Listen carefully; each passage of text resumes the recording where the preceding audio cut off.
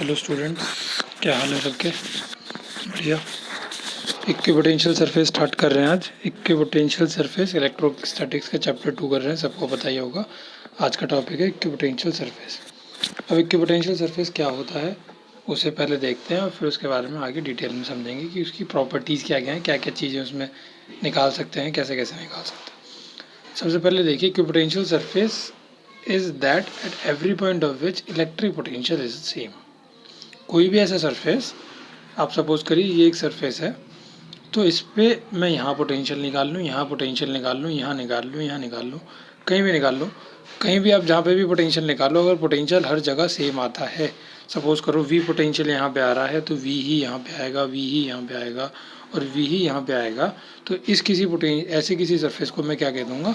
Equipotential surface कह दूँगा। और नाम भी यही सजेस्ट करता है, इक्विपोटेंशियल मतलब इक्वल पोटेंशियल।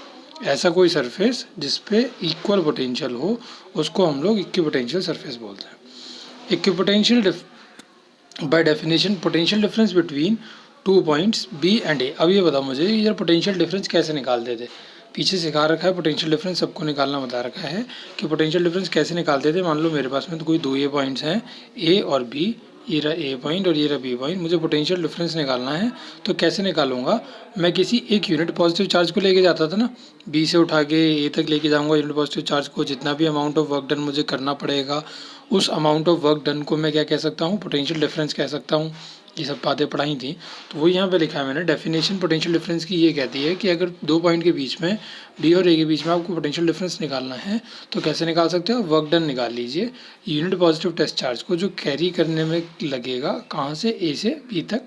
आपको बी और ए के बीच में निकालना है तो ए से बी तक बोलते थे, ए और बी के बीच में निकालना है तो बी से ए तक बोलते थे, कैसे भी कर लीजिए। That is V B minus V A जो होता था वो किसके बराबर होता था? डब्ल्यू ए बी के बराबर होता था। ये सब बातें पहले पढ़ा रखी है, पोटेंशियल में समझा रखी है, सबको आती होंगी जिन्होंने पोटेंशियल समझाया और वीडियो देखी है पुरानी वाली। अब कह रहे हैं हम कि अगर ये मान लीजिए हम क्या कर रहे हैं, तो इक्विपोटेंशियल सरफेस पढ़ रहे हैं ना। इक्विपोटेंशियल सरफेस में मैंने बोला कि कोई एक सरफेस है, ये रहा एक सरफेस मेरे पास, ये दोनों पॉइंट ए पॉइंट और बी पॉइंट उसी सरफेस पे लाई करते हैं। सपोज करो ए पॉइंट ये रहा और बी पॉइंट ये रहा, ठीक है। तो अब ये सेम सरफेस पे लाई करेंगे और ये सरफेस कैसा है? इक्विपोटेंशियल सरफेस है। तो मैं क्या कह सकता हूँ कि वी ए और वी बी क्या हो जाएंगे? बराबर हो जाएंगे। अभी पढ़ा क्या है ना, इक्विपोटेंशियल सरफेस पे हर पॉइंट पे कहीं पे भी पोटेंशियल निकाल लो बराबर होता है, तो V A will be equal to V B. अब वी ए वी बी के बराबर कर दोगे तो क्या हो जाएगा? ज़ीरो, यानी कि डब्ल्यू ए बी किसके बराबर आ जाएगा? ज़ीरो के बराबर। बस यही कंक्लूड करना चाहते थे। देखिए, तो आप क्या लिख सकते हो? वी बी बराबर वी ए के। अब वी बी बराबर वी ए के क्या हो जाएगा? तो इसका मतलब डब्ल्यू ज़ीरो हो जाएगा। इसका मतलब आप क्या यहाँ से कंक्लूड कर सकते हो? ये कह सकते हो कि कोई भी वर्क डन नहीं कोई भी वर्क डन नहीं लगता अगर आप टेस्ट चार्ज को एक पॉइंट से दूसरे पॉइंट तक लेके जाते हो। कहाँ? इक्विपोटेंशियल सरफेस के ऊपर।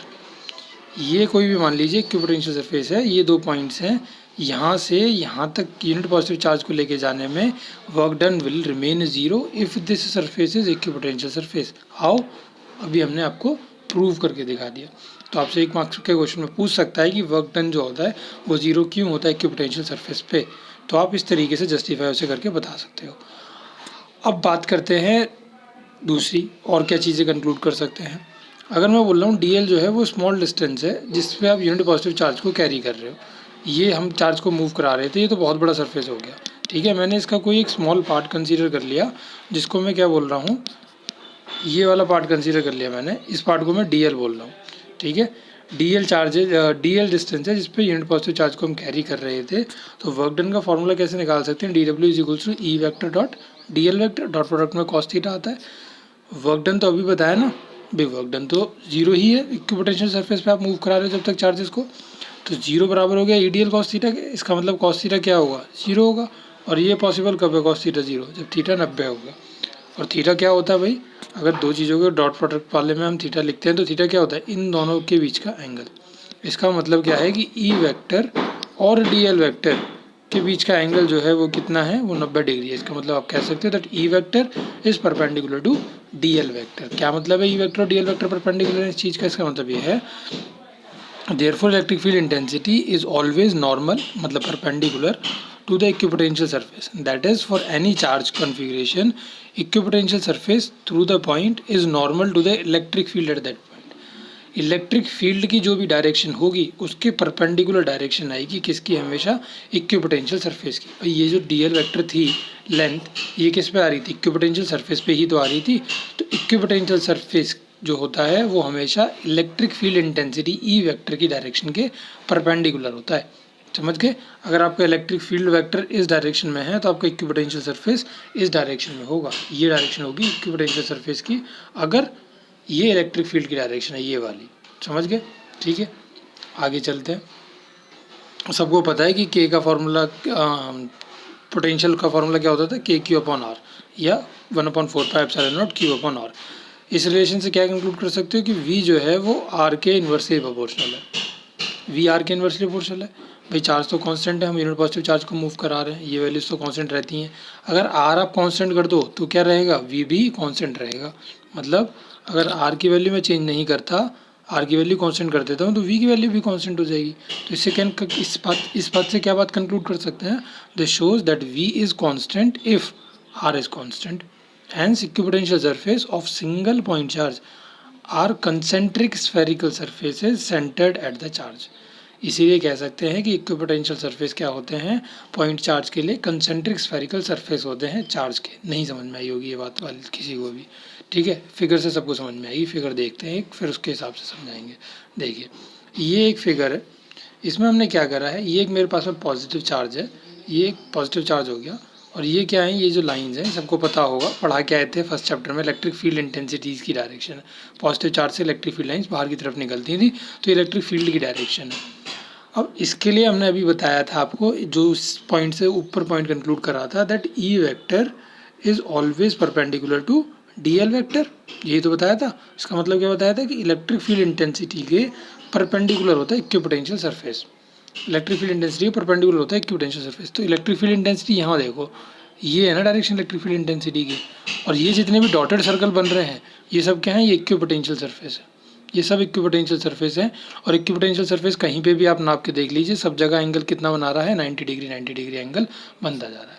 तो इक्विपोटेंशियल सरफेस हमेशा क्या रहते हैं, परपेंडिकुलर रहते हैं, कहीं पे भी मेजर कर लीजिए आप, हमेशा हर जगह 90 आएगा। तो इक्विपोटेंशियल सरफेस हमेशा नॉर्मल रहते हैं, किससे, आपके इलेक्ट्रिक फील्ड इंटेंसिटी की डायरेक्शन से। ये बात क्लियर हो गई होगी। दूसरा वाला पॉइंट जो हमने यहाँ पे कंक्लूड करा था, ये वाला पॉइंट जो कंक्लूड करा था, ये हमने वहाँ पे प्रूव करके दिखा दिया। ठीक, अब देखते हैं आगे दूसरा क्या पॉइंट है। ये वाला जो पॉइंट था, ये क्या था भाई, ये नहीं समझ में आया था, इसे समझाने के लिए फिगर लगाई गई है यहाँ पे। तो इसमें क्या बोला गया है कि जो इक्विपोटेंशियल सरफेस होता है, अगर आप उसके लिए रेडियस सेम रखते हो तो इक्विपोटेंशियल सरफेस क्या होता है, जरा ये बताओ फिर से। इक्विपोटेंशियल सरफेस वो होता है जिसमें पोटेंशियल सेम होता है। तो अगर आप रेडियस कांस्टेंट रखते हो, रेडियस क्या है, ये देखिए यहाँ से सेंटर से ही तो दूरी होती है, ये हो गया सेंटर, ये पूरा सेंटर है यहाँ पे, जो भी चार्ज आपने रखा है बीच में, ये हो गया सेंटर। यहाँ से मैं आउटर मोस्ट वाले की बात कर लेता हूँ, यहाँ से यहाँ तक की दूरी देखिए, यहाँ से यहाँ तक की दूरी देखिए, ये क्या है, रेडियस। ये रेडियस यहाँ पे भी वही सेम रेडियस है, यहाँ की बात करोगे तो यहाँ पे भी वही सेम रेडियस है, यहाँ कहीं की बात करोगे तो यहाँ पे भी वही सेम रेडियस है। तो इसका मतलब क्या है कि जब तक सेम रेडियस रहता है तब तक पोटेंशियल सेम रहता है। और वो हमें भी पता है कि अगर ये एक इक्विपोटेंशियल सरफेस ड्रॉ करा है मैंने इस तरीके से, ये एक इक्विपोटेंशियल सरफेस ड्रॉ करा है, तो यहाँ पे हर पॉइंट पे यहाँ निकाल लो, हर जगह पोटेंशियल सेम होगा। और वो क्यों सेम होगा, क्योंकि रेडियस सेम है, रेडियस कांस्टेंट है। वही इस रिलेशन से हम बता पा रहे हैं कि भाई अगर रेडियस कांस्टेंट तो पोटेंशियल कांस्टेंट, और पोटेंशियल कैसे कांस्टेंट है, इक्विपोटेंशियल सरफेस पे पोटेंशियल कांस्टेंट है। तो यानी कि अगर कोई चार्ज इस तरीके का रखा गया है तो आप इसके लिए इक्विपोटेंशियल सरफेस कैसे बना सकते हो, इस तरीके के कंसेंट्रिक सर्कल्स बना सकते हो इसके ऊपर। ठीक है, कंसेंट्रिक सर्कल्स, रेडियस हर सर्कल का कांस्टेंट रहेगा। तो हर सर्कल के लिए, हर सर्कल मतलब सर्कल क्या है, इक्विपोटेंशियल सरफेस, हर इक्विपोटेंशियल सरफेस के लिए पोटेंशियल भी क्या हो जाएगा, सेम हो जाएगा। आई होप इक्विपोटेंशियल सरफेस वाली बात सबको क्लियर हुई होगी। किसी को कोई प्रॉब्लम रहती है तो बताइएगा नीचे कमेंट करके वीडियो के, अगली वीडियो में ज़रूर रिजॉल्व करेंगे उसके डाउट को। इक्विपोटेंशियल सरफेस पे इतना ही है, इस पर 1 मार्क्स के क्वेश्चन बनते हैं बहुत अच्छे, उन्हें कराएंगे जब एक बार हम चैप्टर फिनिश कर लेंगे, तो कुछ कंसेप्चुअल क्वेश्चन भी करा देंगे आपको बेस्ड इक्विपोटेंशियल सरफेस पे। नेक्स्ट हेडिंग जो आज कवर कर रहे हैं वो relation between electric intensity and electric potential. Electric intensity का मतलब क्या होता है, ई, और इलेक्ट्रिक पोटेंशियल का मतलब क्या होता है, वी। तो ई और वी के बीच में रिलेशन निकालना चाह रहे हैं। Let A and B be the two equipotential surfaces, A और बी दो इक्विपोटेंशियल सरफेस हैं, वो दो सरफेस पर दिखाए गए हैं, दो इक्विपोटेंशियल सरफेस पे दिखाए गए हैं जो कि बहुत पास पास में रखे गए हैं, जो कि फिगर में दिखा रखे हैं। अभी फिगर पे पहुंचेंगे, पहले समझ लेते हैं क्या क्या है। Let V A is equals to V, potential at A, मतलब सरफेस वी ए क्या है, पोटेंशियल एट सरफेस ए, वो वी के बराबर है। पोटेंशियल एट सरफेस बी जो है वो वी माइनस डी वी के बराबर है, मतलब कम है potential as compare to surface B. अब कोई कहेगा कि ये तो इक्विपोटेंशियल सरफेस थे, इक्विपोटेंशियल सरफेस पे तो अभी आपने कहा था पोटेंशियल बराबर होता है, यहाँ चेंज कैसे हो गया? अरे भाई ये दो अलग अलग इक्विपोटेंशियल सरफेस हैं, एक इक्विपोटेंशियल सरफेस पे बराबर होता है। अगर किसी को इस तरीके की कन्फ्यूजन हो रही है, मेरे को पता है कुछ बच्चे हैं जिन्हें इस तरीके की कन्फ्यूजन होगी, तो ये अलग अलग दो इक्विपोटेंशियल सरफेस हैं, सेम इक्विपोटेंशियल सरफेस पे पोटेंशियल बराबर होता है। अलग अलग इक्विपोटेंशियल सरफेस पे अलग अलग होगा पोटेंशियल, ठीक है। तो वी ए बराबर हो गया वी के, वी बी बराबर हो गया वी माइनस डी वी के। डी वी क्या है? डी वी है डिक्रीज इन पोटेंशियल। जब आप क्या कर रहे हैं, डायरेक्शन में इलेक्ट्रिक फील्ड इंटेंसिटी की डायरेक्शन के क्या कर रहे हैं, अगेंस्ट मूव कर रहे हैं या उसके डायरेक्शन में मूव कर रहे हैं। एक साथ रुकिए, डायग्राम से क्लियर होगा। ये देखिए डायग्राम, ये एक डायग्राम है। इस डायग्राम में दिखाया गया है कि दो सरफेस हैं आपके पास में। ये एक सरफेस ए है, थोड़ा बड़ा हो गया डायग्राम। अब मैं इसको कॉन्ट्रैक्ट करके दिखाऊंगा आपको, जब आप उसको वहीं पे वीडियो पॉज करके ड्रॉ कर लेना डायग्राम को। ये एक सरफेस ए है, ये एक सरफेस बी है। ये दोनों सरफेस एक दूसरे के ऊपर रखे गए हैं। ए वाले का पोटेंशियल वी माना गया है और बी वाले का potential V minus D V माना गया है। ई वेक्टर की डायरेक्शन ये है, ठीक है। और ये वाला जो सरफेस है ए, इससे डी आर वेक्टर की डिस्टेंस की दूरी पे ये दूसरा वाला रखा है सरफेस बी। मतलब इन दोनों सरफेसेस के बीच में, बी वाले और ए वाले सरफेस के बीच में जो डिस्टेंस है वो कितना है, डी आर वेक्टर। और ये v माइनस डी वी अभी बता रहे थे, तो डी वी क्या दिखा रहा है, डिक्रीज इन पोटेंशियल जब आप इलेक्ट्रिक फील्ड की डायरेक्शन में मूव कर रहे हो तो, ठीक है। वो अभी क्लियर हो जाएंगी बातें। डी आर वेक्टर बता दिया क्या है यहाँ पे, डी आर वेक्टर डिस्टेंस है दो इक्विपोटेंशियल सरफेस के बीच में। आप डायग्राम बना लीजिएगा, डायग्राम सबको बनाना है। मैं एक बार कॉन्ट्रैक्ट करके दिखा देता हूँ। इस तरीके का कुछ डायग्राम है ये, ठीक है। ये देखिए, ये पूरा डायग्राम आपको यहाँ पे, आप वीडियो पॉज कर लीजिए और इस डायग्राम को बना लेना इक्विपोटेंशियल सरफेस की इसी लाइन के बाद में, उसके बाद आगे प्रोसीड करना। ऊपर वाला डायग्राम भी ड्रॉ करना है आपको। When a unit positive charge is taken from the surface B to A against the electric field, अब क्या कर रहे हैं हम, एक पॉजिटिव चार्ज को मूव करा रहे हैं सरफेस B से A तक लेके आ रहे हैं, मतलब अगेंस्ट द इलेक्ट्रिक फील्ड ला रहे हैं। एक बार फिर से डायग्राम पे चल रहा हूँ मैं, देखो B से, ये B सरफेस है, यहाँ से मैं A की तरफ ला रहा हूँ। इलेक्ट्रिक फील्ड की डायरेक्शन क्या थी, ऊपर, मैं अगेंस्ट द इलेक्ट्रिक फील्ड ला रहा हूँ इस चीज़ को, ठीक है। वही मैंने यहाँ पे लिखा है।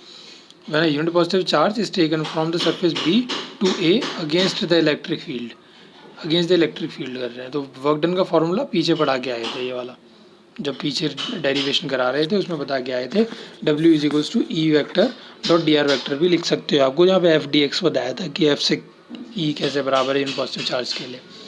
क्लियर होंगी चीज़ें, जो बच्चे पोटेंशियल का डेरिवेशन पीछे वीडियो में देख के आए हैं उन्हें। डब्ल्यू बी है बराबर हो गया किसके, माइनस ई vector dot d r vector के। चार्ज मूव करा रहे थे हम against electric field, D r vector दूरी पे मूव करा रहे थे। डब्ल्यू बी ए का मतलब क्या होता है भैया, डब्ल्यू बी ए का मतलब होता है V A minus V B. सबको पता है, अभी ऊपर बता के भी आए हैं। वी ए क्या है, पोटेंशियल एट ए, वी के बराबर। वी बी क्या है, potential at B, V minus D V के बराबर। माइनस से अंदर मल्टीप्लाई करोगे तो क्या आएगा, डी वी आ जाएगा। और डब्ल्यू बी ए किसके बराबर था, माइनस ई डी आर के बराबर। तो माइनस ई डी आर बराबर हो गया डी वी के। यहाँ से ई के लिए रिलेशन बन जाएगी, क्या बन जाएगी, E is equals to minus D V by D R. E बराबर आ गया किसके, minus D V by D R के। यहाँ पे नेगेटिव साइन क्या दिखाता है, यहाँ पे नेगेटिव साइन शो कर रहा है आपको कि ये negative sign shows that the direction of electric field, ये electric field intensity E vector is opposite to the direction of potential. या फिर ये बोल सकते हो कि इलेक्ट्रिक फील्ड की डायरेक्शन में क्या हो रहा है, पोटेंशियल डिक्रीज हो रहा है।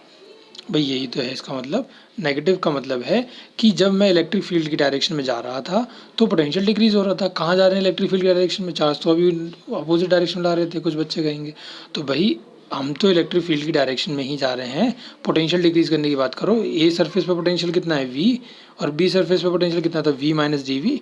पोटेंशियल की टर्म्स में बात कर रहे हैं। ए से अगर B पे पोटेंशियल देखोगे तो डी वी डिक्रीज हुआ है ना, पोटेंशियल डीवी डिक्रीज हुआ है। क्यों हुआ है डीवी डिक्रीज? इसीलिए हुआ है, क्यों? ये नेगेटिव साइन यही दिखाता है कि पोटेंशियल डिक्रीज होता है जब आप ऊपर जाओगे इलेक्ट्रिक फील्ड की डायरेक्शन में। यहाँ पे नोट देखिए क्या बताया गया, in the region of strong electric fields equipotential surface are close together and in the region of weak electric field equipotential surface are far apart. Strong electric field में equipotential surface पास होंगे, same में electric field lines magnetic field lines की तरह strong electric field में electric field lines पास होती थी और दूर वाले में दूर चली जाती थी। ठीक है, वही चीज़ है यहाँ पे। स्ट्रॉन्ग इलेक्ट्रिक फील्ड मतलब equipotential surface will lie close together, where is in case of weak electric field equipotential surface will be far apart. कैसे दिखाएंगे इस बात को, कैसे प्रूव करेंगे? E बराबर है minus D V by D R के। यहाँ से क्या कह सकते हो, डी आर बराबर हो जाएगा minus D V by d E के। अगर आप पोटेंशियल कांस्टेंट कर देते हो जो कि होता है इक्विपोटेंशियल सरफेस पे, तो डी आर किसके इन्वर्सली प्रोपोर्शनल हो जाएगा? ई के। डी आर ई के इन्वर्सली प्रोपोर्शनल हो जाएगा। डी आर ई के इन्वर्सली प्रोपोर्शनल है तो यहाँ से क्लियरली दिख रहा है कि क्या होता जाएगा कि इक्विपोटेंशियल जैसे ही आप रेडियस बढ़ाते चले जाओगे इलेक्ट्रिक फील्ड इंटेंसिटी घटती चली जाएगी, या इलेक्ट्रिक फील्ड इंटेंसिटी घटती चली जाएगी तो रेडियस बढ़ता चला जाएगा। इसका मतलब क्या है कि पहले तो छोटे छोटे सर्कल बन रहे होंगे क्योंकि इलेक्ट्रिक फील्ड इंटेंसिटी बहुत स्ट्रॉन्ग है। नहीं क्लियर हो रहा तो इस वाले डायग्राम पे चलते हैं, फिर से इस वाले डायग्राम से समझेंगे। कंसेंट्रिक सर्कल्स देखिए, यहाँ सबको दिख रहा होगा क्लियरली कि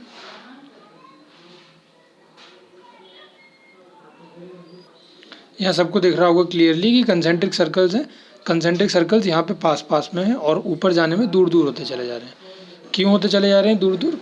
क्योंकि इलेक्ट्रिक फील्ड घट रहा है ऊपर जाने पे। इलेक्ट्रिक फील्ड घटेगा ऊपर जाने पे तो क्या होगा, जो रेडियस है वो बढ़ता जाएगा। वो यहाँ पे हमने इस रिलेशन से समझा है। आगे चल रहे हैं। इलेक्ट्रिक पोटेंशियल एक स्केलर क्वांटिटी है, ठीक है। इलेक्ट्रिक पोटेंशियल एक स्केलर क्वांटिटी है, पीछे पढ़ा के आते हैं जहाँ पोटेंशियल पढ़ा है, लेकिन पोटेंशियल ग्रेडियंट एक वेक्टर क्वांटिटी है। क्या है पोटेंशियल ग्रेडियंट? इस चीज़ को हम पोटेंशियल ग्रेडियंट भी बोलते हैं। ये देखिए यहाँ पे लिखा है, ये किसी भी चीज़ को अगर आप लेंथ से डिवाइड कर देते तो वो पोटेंशियल ग्रेडियंट बन जाती है, ठीक। उसके बाद में इलेक्ट्रिक पोटेंशियल एक स्केलर क्वांटिटी हो गई, पोटेंशियल ग्रेडियंट एक वेक्टर क्वांटिटी हो गई। क्यों? क्योंकि वो किसके बराबर है? इलेक्ट्रिक फील्ड इंटेंसिटी के बराबर है। ये देखिए is equals to minus D V by D r, वो बराबर है इलेक्ट्रिक फील्ड इंटेंसिटी के, ठीक है। तो ये दो चीज़ें पढ़ाई हैं आपको, relation between electric field intensity, ठीक है। दो टॉपिक पढ़ा दिए आपको, इक्विपोटेंशियल सरफेस और relation between electric intensity and electric potential. इसे नोट कर लीजिएगा अपनी नोटबुक में। नेक्स्ट मिलेंगे तो आगे के टॉपिक को कंटिन्यू करेंगे। वीडियो अच्छी लगी हो तो लाइक शेयर सब्सक्राइब करना है सबको, और नेक्स्ट वीडियो